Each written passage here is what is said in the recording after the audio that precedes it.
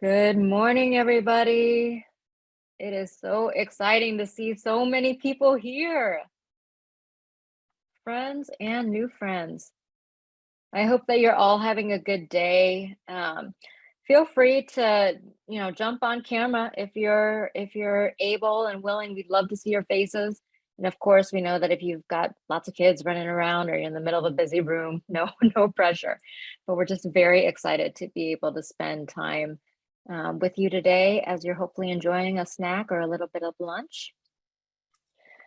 Since we know that this is just about an hour long and we want to respect everybody's time, I think we're going to get started right away. We do have about 130 people who registered for this launch event today. So it's going to be a full and energetic room. So just expect folks to be popping in as we go forward into the event. But with that, I'm going to turn it over to my wonderful friend and colleague, Andrea Caupain. Thank you, Sarah. Thank you so much. Good morning. Good morning, everybody. Welcome. Welcome to the launch of the Community Collaboration Toolkit. I am Andrea Caupain Sanderson, CEO of Byrd, Barr, a local social service nonprofit in the Central District of Seattle. I'm joined today by the voice you just heard, Sarah Tran, who is a consultant on this launch with deep experience in all facets of nonprofit, and Jodi Nishioka, Executive Director of Communities Rise, an organization that spans the state of Washington, though located in Seattle, that works across sectors such as nonprofits, small businesses, and community to increase their capacity and build power.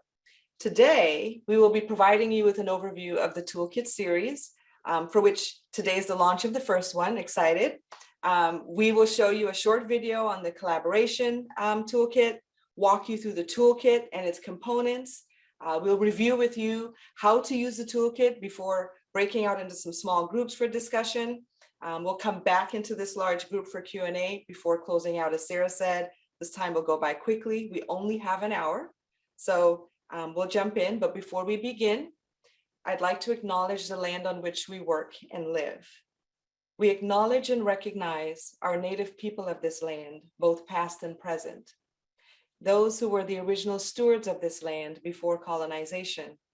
And we give our respect for the enduring relationship between all Indigenous people and their traditional territories, for the practices and spiritualities that are tied to this land on which we work and live. We acknowledge their suffering, the land theft and genocide, and we honor with gratitude this land itself and the people who it ultimately belongs to. We also recognize and acknowledge the labor with which this country was built on the labor of enslaved people who were kidnapped and brought to the US from the continent of Africa. And we recognize the continuous contribution of their ancestors and survivors. We also acknowledge all immigrant labor, including voluntary, involuntary, trafficked, forced, and undocumented people who contributed to the building of this country and continue to serve within our labor force. We acknowledge all unpaid caregiving labor.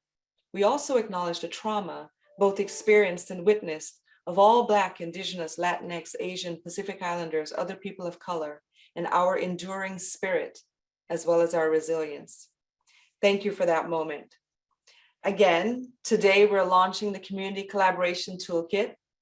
We see collaboration as the key to making all of the solidarity, organizing, power building, power sharing, and the dismantling of systems that don't serve us as the key to making how we work and what we're all working towards successful.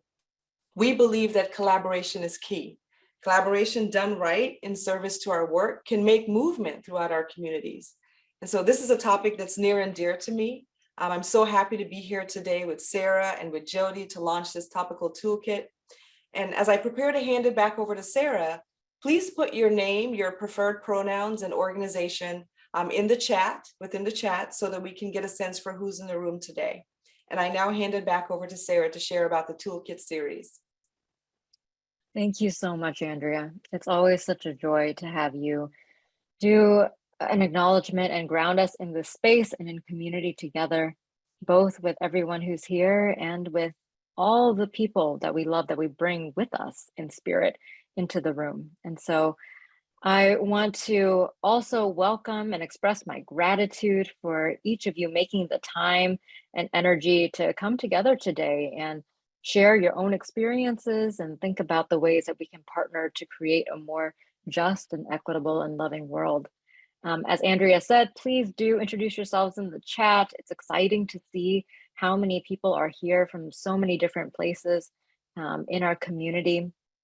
And with that, I want to ask Caroline, who is our Communities of Opportunity Administrator, to please share a quick slide, which is to give acknowledgement to Communities of Opportunity, which has supported our ability to create this series of toolkits and also to put together these launch events so that we can share them with you, with community.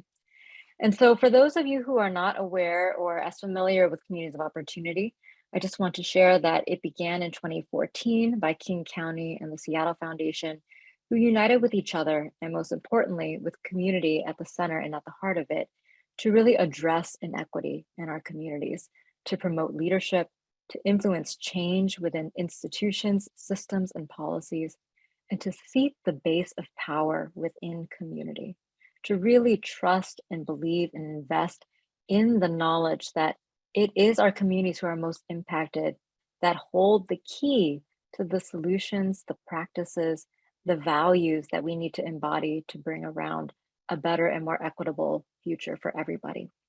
And so I want to thank and acknowledge COO for their support in helping make this toolkit and this community event possible.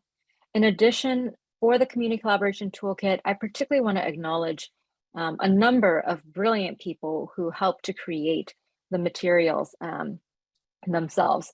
And so this Community Collaboration Toolkit is particularly unique because it comes with a legal agreement template that is really grounded in supporting community collaborations, in being able to clearly define and articulate your purpose, how it is that you want to work together, the reasons you are coming together, and also how to anticipate the types of challenges that may come up so that when conflict arises, because conflict is natural and always arises, that this legal agreement can be an actual foundation and tool to look back upon. And so I want to thank the attorneys who volunteered and put in enormous amounts of time and energy and thought into helping create this legal template. I want to acknowledge Jodi Nishioka in particular, and Andrea Caupain, who were key collaborators in thinking through the content of the toolkit. Andrea also was willing to co-present with me in the video that we'll share shortly. And I also want to thank Pyramid Communications, who helped produce the video, and Stacy Nguyen, who was our graphic designer, who put together the toolkit so that not only would it be beautiful, but that it would be functional and hopefully a great resource for you all to turn to in the future. And so with that, can we go to the next slide on that PowerPoint for a second, Caroline? I just want to quickly show the other toolkits that are a part of this series.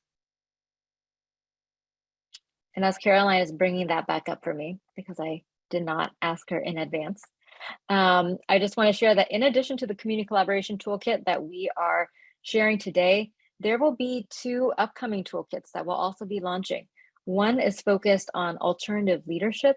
So really looking at some models and current examples of how different organizations across the country are exploring models of leadership that are really focused on shared power and distributed decision making, both the challenges that they've encountered and also the benefits that they have reaped from exploring different ways that we can work together.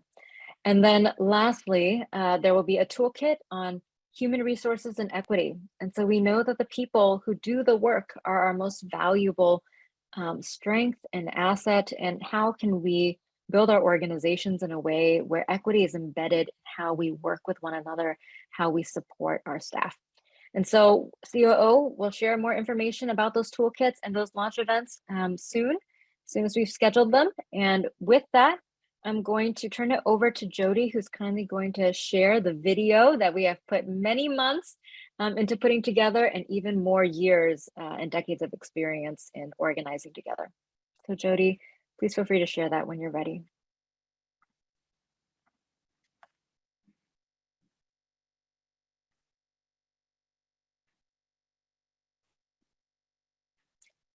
Jodi, the audio isn't playing.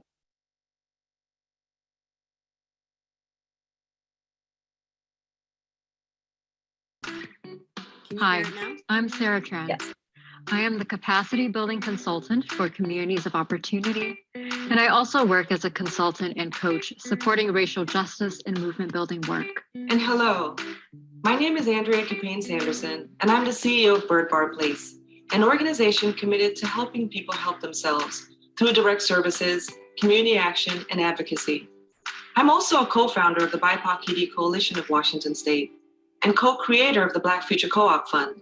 Sarah and I have partnered together on numerous initiatives, and we're excited to be with you today to talk about community collaborations.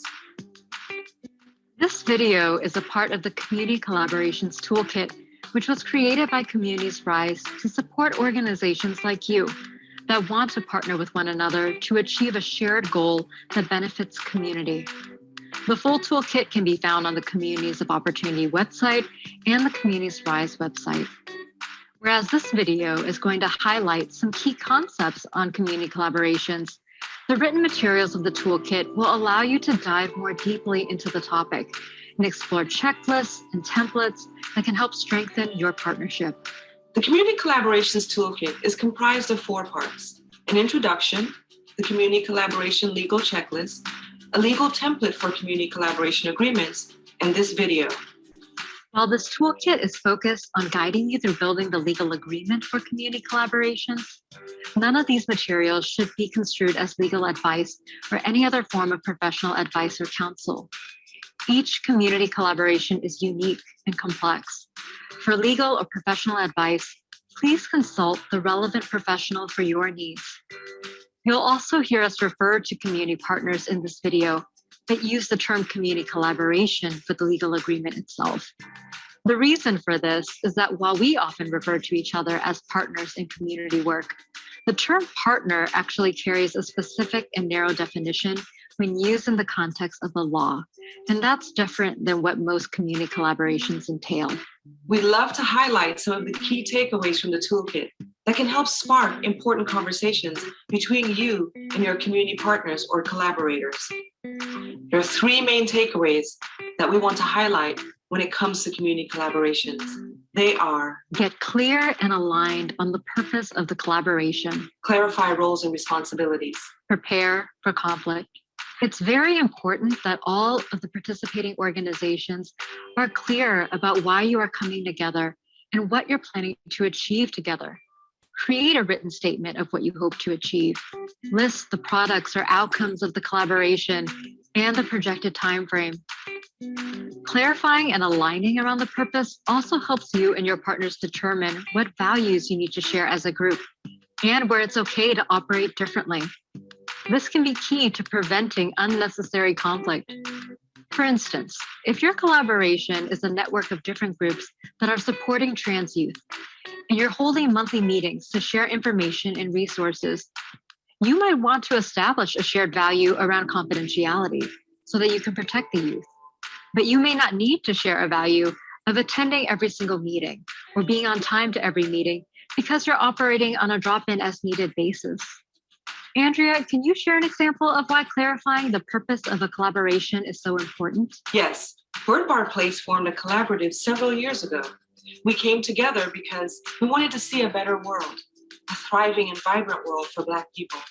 And each of our organizations in the partnership held different roles in the community. Hence, we each approached our work differently.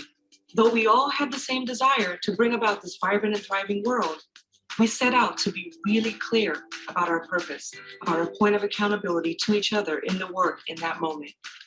We clarified that in year 1, we wanted to simply learn from each other, do some partnership deepening, do some healing and repair work, just simply do some getting to know you. This first year helped us to undergird the work of future years. The second year, We clarified the purpose of the work was going to be hearing from our Black community. It was important that we created plans and solutions that were community informed. We finally clarified that year 3 was going to be our culmination year, where the trust and the deep partnership that we had built and the careful listening we did in community readied us to embark on creating plans for the future of our community. We successfully stayed together over multiple years and stayed the course of our work as a result of clarifying purpose. And I also want to add here that in clarifying purpose, it's really important to hone in on roles and responsibilities. It's important to explicitly articulate the responsibilities that all of the partners are expected to participate in. For example, who will be fundraising, doing coordination, or attending partnership meetings. Also, write down or chronicle any unique responsibilities that a partner or partners might hold that others don't, such as who's doing graphic design, who's managing the resources, or drafting the legal agreement.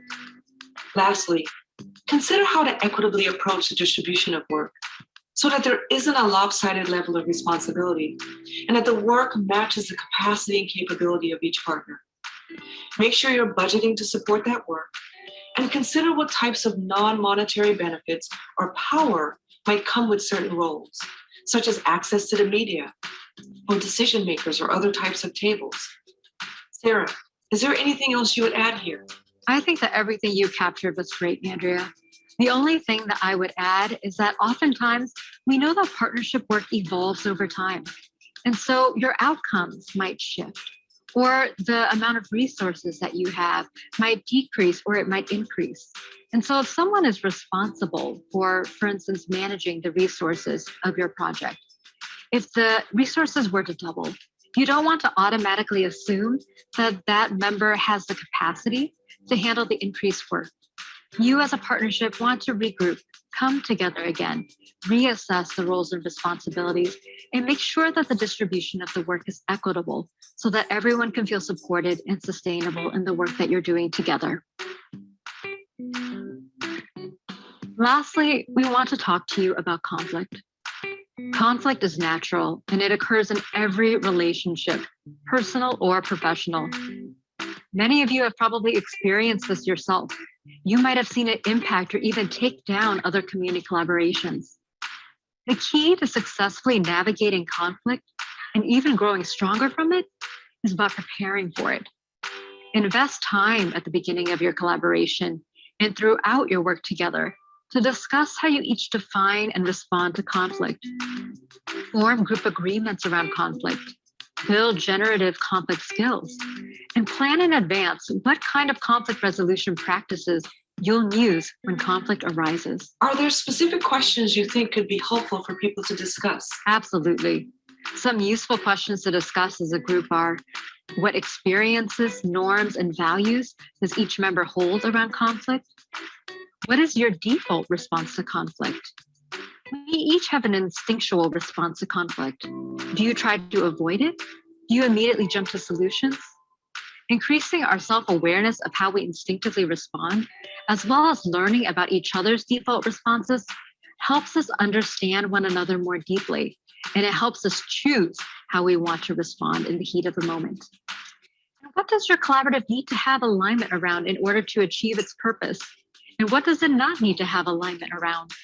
The beauty of collaborations is that they often bring together very diverse partners. This is a strength, and we don't need to operate exactly the same as each other in every single way. Lastly, what approaches or practices would your collaborative like to turn to when conflict arises? Are there cultural or other identified practices for the collaboration, such as restorative justice circles, or perhaps there are designated trusted advisors in your community that the group would want to consult? Sarah and I shared an experience of conflict in a partnership we both belong to, that in hindsight, we recognize could have been better navigated with these very steps. We had strong desires to be together in that partnership and to be in the work, as well as we were committed to working through whatever conflict came up. What we didn't do was tend to the conflict that was brought into the room with us. We could have teased it out, named it, and done some repair work around it before stepping into the work we set out to do. We eventually got there, though there were stumbles along the way, but we did get back on track and were able to move forward.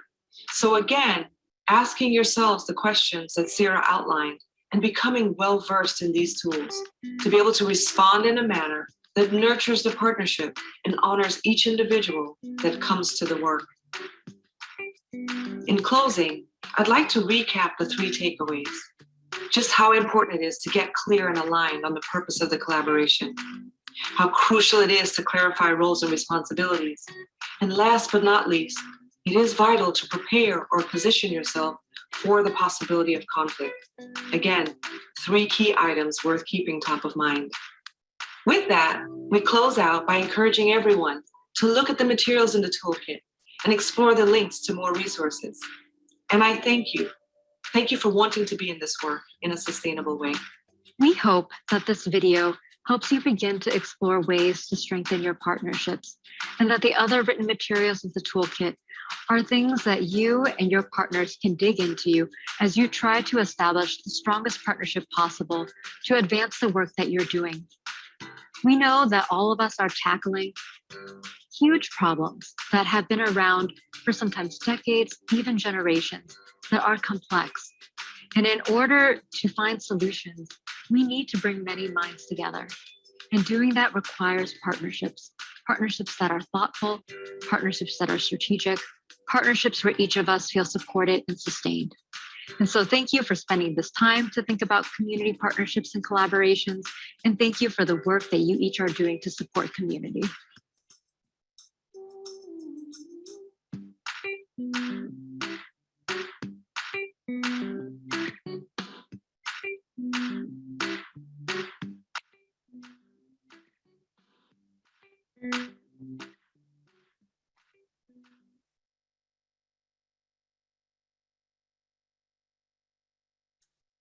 Great. Sarah, I'm sorry, but because I have all my screens, I don't have the very next thing. I think I'm No worries. Thank you, Jodi, for sharing the video. I hope that everybody enjoyed it. Now what we wanted to do was actually show you the landing page on the Communities of Opportunity website where the toolkit lives. Jodi, would you like to talk them through the different components, or would you like me to do it? No, I can do it. I just didn't have the agenda right in front of me. Yeah, this was outlined in the video. So if you are accessing the Collaboration Toolkit and you see the video, you'll also have what I'm about to say, Andrea said, which is that there are a few components of the toolkit. This is the landing page. And if we can scroll down a little bit, you'll see the picture of Andrea, which is the video that you just saw. So you want to see the video, you click on the play button there. If you can scroll down some more, this is the toolkit itself, the written document. And there's this little feature here. You can go ahead and show that where you can flip the pages and see it. But you can also click on that little link that says download the toolkit here. It's a PDF document, and you would download it and have it so that you could print it up or look at it at on a bigger screen or whatever you need to do. Now, if you could scroll down a little more, then the legal agreement is a Word document, so that, and you can again scroll page to page to see it, but you can download it. And when you download it, it would be a Word document that your collaboration can go in and actually customize and use as a template. It is a template, so not all the provisions are going to be, you might not want every single provision, and we'll go through that, but so you'd want to look through it really well and not just like plug in names. You really want to understand it. So we'll get through that next. Great. So now we went through the components of the toolkit, and then the next part, I think, is me, right, Sarah, talking about. Yes. If you could walk folks through an example of a section in the toolkit and then how to cross-reference it with the legal agreement, I think that would be really helpful. Right. And for everyone else, I have put the link to that landing page in the chat. So you're welcome to, click on it and follow along as Jodi walks us through. So I apologize. I know the agenda, but I just don't have it on my screen because I am sharing so many screens. So can you see my screen now with 2 documents side by side with the logos? Yes, we can. So on this, the first side, it says Community Collaboration Toolkit. This is what the written toolkit looks. I'll just kind of quickly scroll through so you can kind of get a sense of what it looks like. And then we'll go through it. And then on this side is the actual written Word document. So you can see, and I'll go through it, but this is kind of what it looks like. So I'm going to scroll back up. On the toolkit side, you'll see this is the introduction that we talked about. It kind of explains what it is, and then it gives the 4 components that I mentioned already and that you heard about on the video of the toolkit. And then we get into the actual checklist document. And this is like the different steps. And it was somewhat it was highlighted in the video. So everything is coordinated, the video, and these written materials, right? So a lot of the things that are said here were mentioned in the video and highlighted, but we go into a little more detail. So these are the steps we kind of suggested. And I won't go through all of them because we went through it already and with more detail. And then this is the actual checklist. And the checklist goes hand in hand with the written Word document here. So if you look at the checklist side, it says there's a blue box that says definition, a red box that says explanation, and a green box that says things to consider. We have, for every section of the legal document, when you look at the legal document, it's a bunch of words and can be, even for me as an attorney, it looks really like overwhelming. Like, oh my God, I don't understand any of this legal language. And so what we did was we created this checklist where for every section of the toolkit, so this is the introductory paragraph, which is here, introductory paragraph on this side, then there's the context and background recitals, that's here, and then you go through the agreement clause, that's here, the agreement and the purpose and so on. So for every section of the legal document, we have an explanation in plain English of what it is, the explanation of the section, you'll see, and then we'll have not every section, but if there's a definition of if there's a legal term in there that we thought, oh, you know, people might not know what it means on the legal version of it. So we're going to give you a definition. So we have definitions, and then we have this green box, things to consider.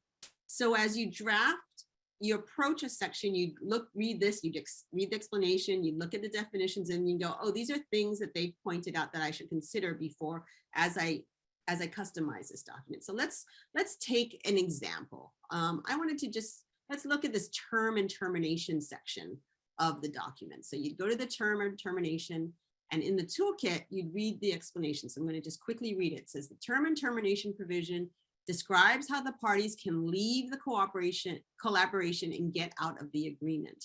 The term and termination provision should clearly state what happens to the money that the leaving party was supposed to receive or has received, and who will be now responsible for the leaving party's responsibilities. So that explains to you what this section in the legal document here, term and termination, is all about.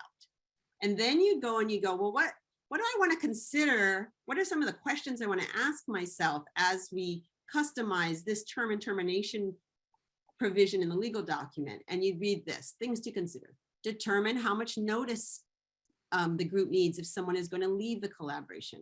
Are there considerations about timing or things that would need to get done if any particular party left the group? What happens to the money if one of the parties leaves? What happens to the roles and responsibilities of the leaving party? What if one party is not living up to their responsibilities and the others want the party to leave? Can the rest of the group force that party to leave? If so, what are their voting requirements, and so on? So there are all of these things to consider that you would think through together. You'd have a discussion. You might come together and it's like, okay, we're going to draft this agreement. We got to figure out like, what are we going to put in about leaving and terminating and all of that? Here's some of the questions that the toolkit has laid out for us. Let's talk about this. How do we want to, what if we, we raised money and each of us, we're going to get a part of it to do our part. What if the party leaves? Does the party have to give back that money? Does the part, like those kinds of questions. This is where Sarah talked about conflict and how to avoid unnecessary conflict or to work through is you think through these questions first. And then you're like, oh yeah, what if somebody wants to leave? What if somebody gets sick and just can't do it anymore? Or that organization gets too busy or whatever? We got to figure that out. So it lays out all of the things to consider, not all, but the things that we highlight that we thought were important that we could think of. and we put it in here for you. And that's the case for every single section of this document. So we have a section on intellectual property and intellectual property. What are the definitions? What's the explanation? What are the things to consider? And you would go through that as you customize your document. I'm going to switch over to the legal document here and you'll see that it's color coded and there's a description of the color coding. All the yellow parts are the part that you'd customize for yourself. So for example, what is the date of the agreement? The names of the organizations and their addresses. You would take out the yellow, you would type it in and take out the yellow. You'd replace it with your customized information. The gray, blue, and green are things that are different options for you. So we kind of laid out in some of these things, you could do it this way, option 1, you could do it this way, option 2, option 3, because there's lots of ways that you can do any of these provisions. And then you'd pick which one, you'd customize it, etc. And then the pink is just commentary from us that we wanted to explain in the document itself, even if you have the toolkit, but additional. So for example, just in the title, we wrote template. You want to, anything pink you'll want to just delete after you've read it. And so that's just really quickly how to use the legal document. I also want to just point out that this portion of the toolkit is really about the legal agreements, the things you need to put in a legal agreement to think through. There are lots of other parts that you saw in the video about community collaborations that we wanted to share with you. There's a lot of focus on the legal agreement because we wanted to create this resource for folks. But again, there's lots more to community collaboration than just the legal agreement, right? And getting it down on paper. For example, a lot of folks get confused. They'll look at this and they'll go, but what about all the things about, we want to come together in collaboration with our values of listening, our values of treating each other, coming into the room when we meet as a group and being present, those kinds of things. Like those things are really important. You can have another document that says, these are our group values of when we come together. These are our group values, those kinds of things. And sort of acknowledgement, you can't really, it'd be very hard to have a legal document to state how would you hold people accountable for being present at a meeting or bringing their best intentions, to a meeting or something like that. So we don't want to say that those things aren't important. It's just doesn't take place in this legal agreement. You could have a separate conversation, a separate document about those sorts of things. So I just wanted to add that, again, there's a lot of focus on the legal, but there's so much more to community collaboration. We tried to highlight that in the video and other places. Thank you, Jodi. We've got 2 questions that have come up in the chat already, and I wanted to give us a moment to have Jodi or Andrea actually respond to one of those as well. And then I want to say that we're going to have some short breakout groups so that you all can take some time to look at the resources together and think about how you might use it, and also identify some questions you might have, just like Alaric and Andrea have already in the chat, and actually have an opportunity to ask Jodi and Andrea and myself, which I know usually we see resources, right? We don't actually get to talk to the folks who authored it. So hopefully that will be useful. Before we do the breakout group though, I'm wondering, Jodi, could you respond to Andrea's question in the chat that's about why would folks want to shift to this type of legal agreement versus an MOU, a memorandum of understanding? And I know you have lots of experience and thoughts on this. Yeah, I mean, this type of legal agreement is basically an MOU. And from a lawyer's perspective, in the legal community, we don't use that term. It's really a nonprofit sector. And since we're a bunch of lawyers over at Communities Rise and we're doing a legal document, we use the term community collaboration agreement. You could call it a memorandum of understanding. It's basically the same thing. It's formatted from a legal perspective of what is a legal contract, and it has a legal contractual terms, like you'll see what jurisdiction and typical language that is used in a legal contract. And we've used that as our frame of doing it. And that's just our point of view. You can use what you would call an MOU, but it's basically the same thing. Just people write it differently. This is our version of it. Great. And I think that is helpful. And I know there's some other aspects to your question, Andrea, as well, but I'm going to ask for us to save that part perhaps for after the small breakout group. The second question from Alaric, I wanted to just pose real quick before we break out.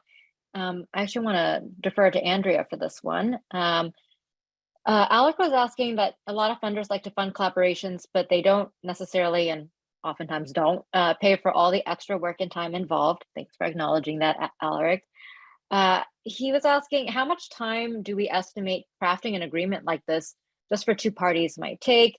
How much time should organizations kind of be planning for in their budget for the ongoing work to keep a collaboration going well? And I want to ask you, Andrea, because I know you have worked with both Jodi and I in multiple collaborations and in collaborations outside of that. So I'm curious as to whether you have thoughts about how to budget for that, how much time, collaboration should be thinking about putting aside to make sure that this type of agreement and revisiting and kind of updating and maintaining it. Absolutely. Thank you for that, Alaric. Great question. And I see that Sean has partially answered it in that some agencies just build it in as a direct cost. But, there needs to be a very specific line item around that because there's more happening behind the scenes that we oftentimes don't get to communicate with our funders about what it takes to make this work happen. I've seen anywhere from 4 hours per week to 25 hours total devoted to coming to an agreement and organizing it on paper, depending on the complexity of the partnership, the length of the partnership. You and I, Sarah, were in a multi-year partnership. Some of our organizations had boards that needed to sign off. Others had other points of accountability within the organization. So it wasn't just the head of the organization that had the authority and the autonomy to make a decision at the partnership table. And so it can go as much as 25 hours. And I love that this is being teased out because our funding partners, our funder partners need to understand that it's not just about the contract outcomes. It's what are our organizations doing on the ground to meet those outcomes that just don't get counted, that we don't get to tell the stories about, and that they thereby don't get compensated. And collaborations is one of those key things that we have not been able to talk about. How do we go about partnership building? That's a component that takes time. Partnership deepening, that's a component and that takes time. Also repair work when there's conflict. So all good questions. I would say anywhere from 4 hours to 25 hours if you're looking for a very specific answer, Alaric. And I would Thanks just so add, much, Sarah, Andrea. if you don't mind me quickly adding on that. Yeah. I from the legal perspective and doing a legal agreement like this or an MOU in the past, I know that I've been part of smaller or other collaborations where nothing gets written down and nobody even thinks to write things down. And then, and it might even go smoothly and not even have any issues. But that's partly because funders nobody thinks about it. Funders aren't paying for this. If you're going to go through a process of which you should, an MOU or this kind of contract, it does take a fair amount of time. And oftentimes collaborations have come to communities' rise to even hire or get a pro bono attorney to help them, which is, that's a significant amount of time, meeting with attorneys, meeting together to discuss this. I've seen our one collaboration spend the whole 2 hours just talking about intellectual property and what are all the different ways we can do it and et cetera, and which way do we want to do it. So it can be a lot of time in terms of getting it all written down and going through all these provisions. Thank you so much to both of you. And thank you to Alaric and Andrea and Sean and others who are thinking about these questions already. We want to give everyone a few minutes just to actually, play with the toolkit and see what are the different topics and issues that are in there, given your own experiences as well. So I'm actually going to ask Caroline to put folks into breakout groups of, let's say, 3 people, Caroline, and let's be in them for just about 7 minutes. I know that's short, but I'm hopeful that it's enough just for you all to start thinking about, how could this be helpful and what questions do you have? And we'll use the remainder of the time back in the large group to just try and answer some of those questions or share some of our thoughts. So Caroline, when you're ready, feel free to just let folks go. Thank you so much.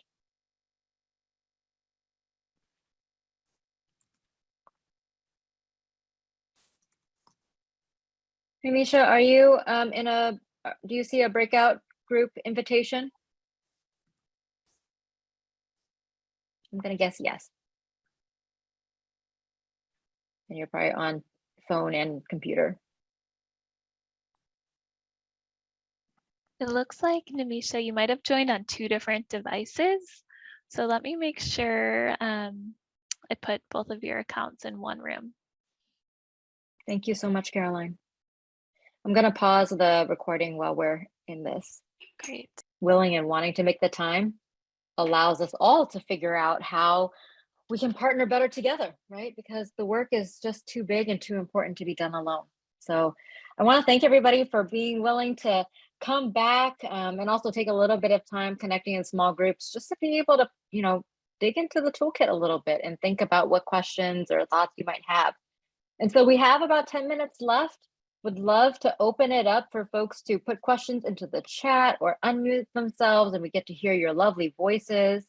I know a lot of folks on this call. I see Che waving at me from the car. Thank you for joining us. Please drive safely.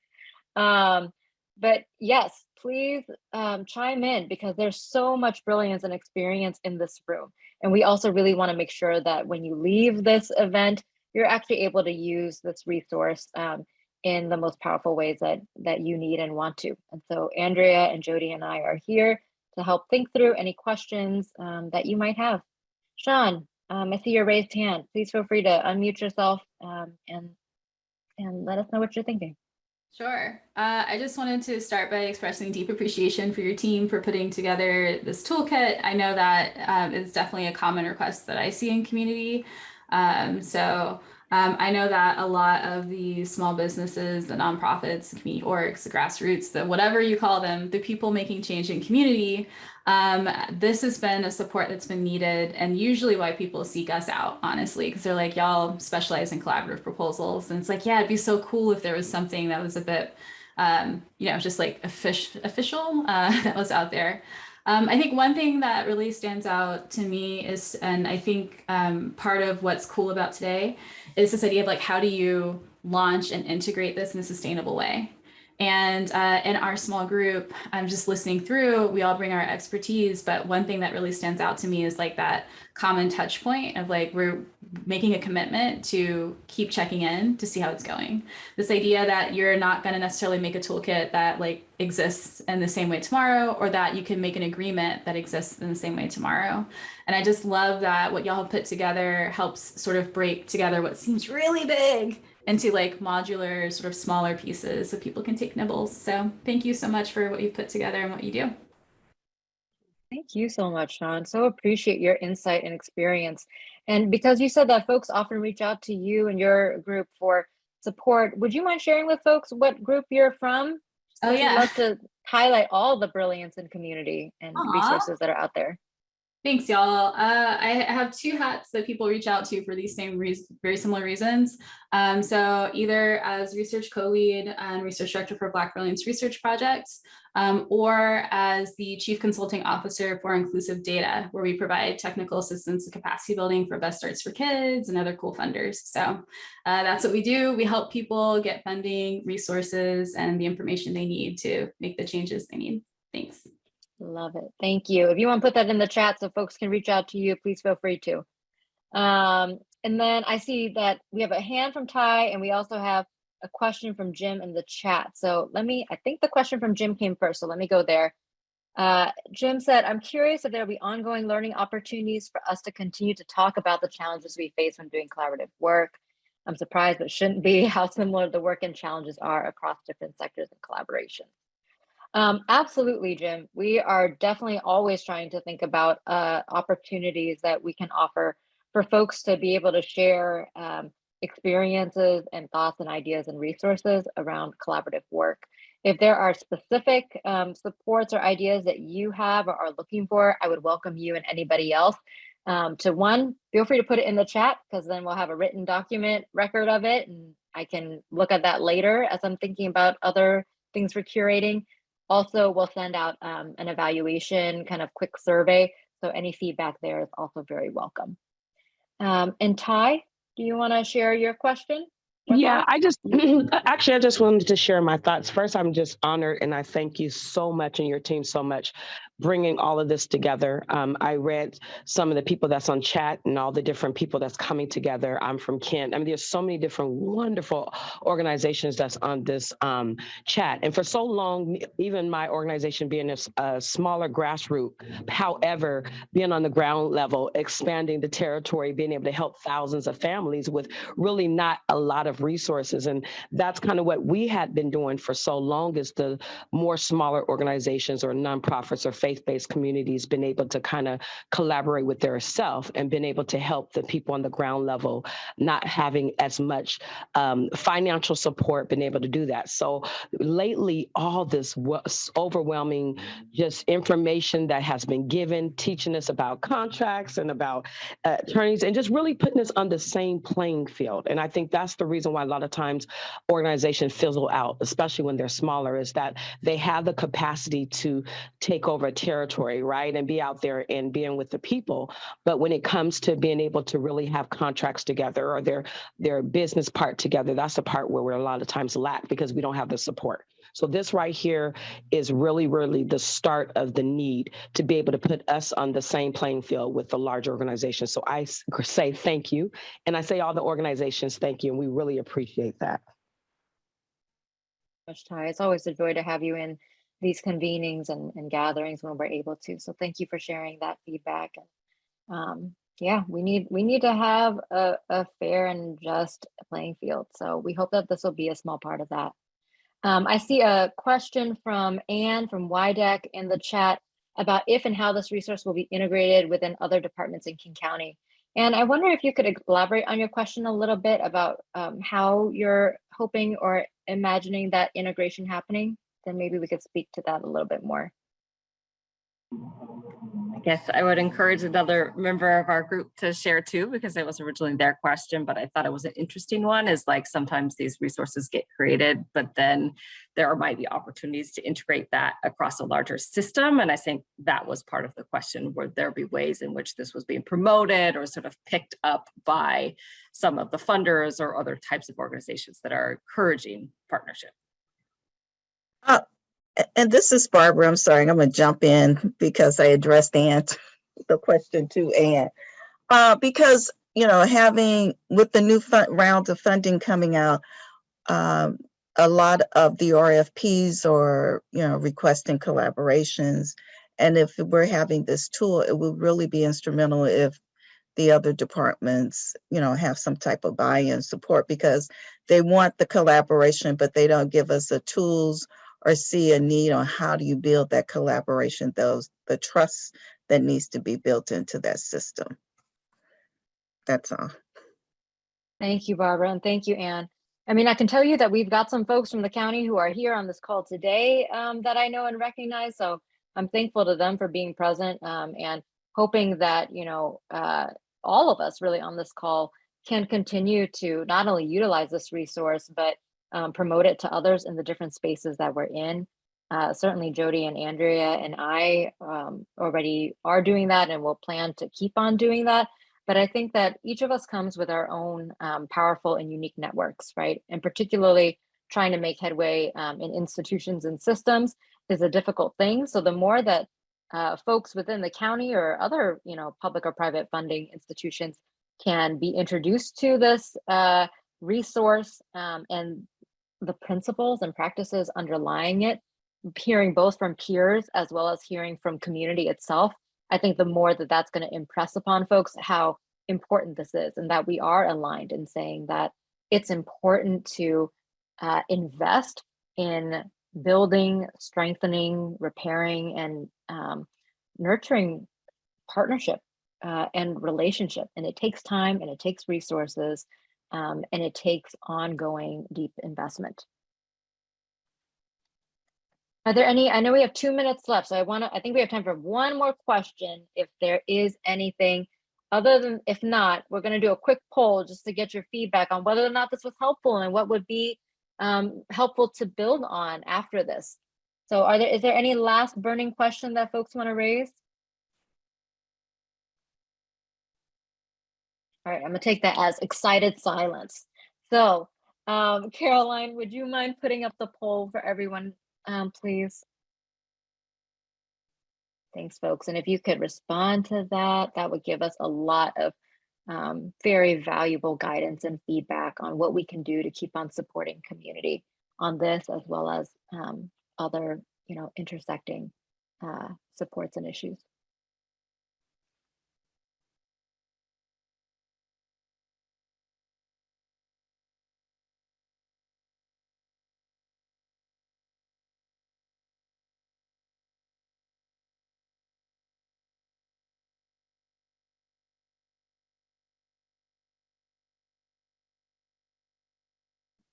Wonderful. Looks like almost everybody has participated.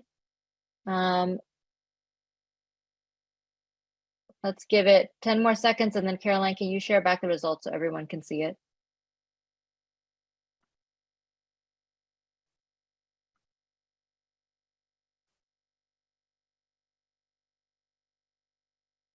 All right, so from what I'm seeing on my end here, it looks like most folks found it, very or extremely helpful. Some folks found it moderately helpful. A lot of folks anticipate using it as a resource in the future. And folks are kind of across the board in terms of how more confident they feel. That was grammatically incorrect, but folks feel more confident in discussing and drafting a community collaboration agreement. That all makes a lot of sense to me, in part because we only had about 60 minutes together and you haven't had a chance to deeply dive into the toolkit yet. And of course, this is only one piece of the puzzle, right? And so we will send out a follow-up eval survey. We would love your feedback and ideas on what would make this better and what additional supports would help to increase your confidence and allow you to feel equipped and supported in engaging and strengthening your partnership work. And so with that, I just really want to, again, express deep, deep gratitude to Jodi and to Andrea for the immense amount of labor and love and wisdom that they poured into creating this toolkit and into creating the videos and all of the other collaborators that we had as a part of this. And I want to thank each of you for bringing your insights, your experiences, your questions, your advice. And most of all, for the work that you continue to do each day in community. Things are hard. It's been a hard couple of years. And generationally, there are things that we are still grappling with that need to be healed and need to be repaired and need to be redressed. But I do believe that things are getting better because of the commitment and the wisdom and brilliance that is in this room and all those who were not able to join us today. So thank you so much for what you are doing. Please stay engaged with us. We'll send out more information about the upcoming toolkits and other opportunities and resources as they become available. So feel free to reach out if you have any questions. And until then, please be safe and be well. Thank you all so much.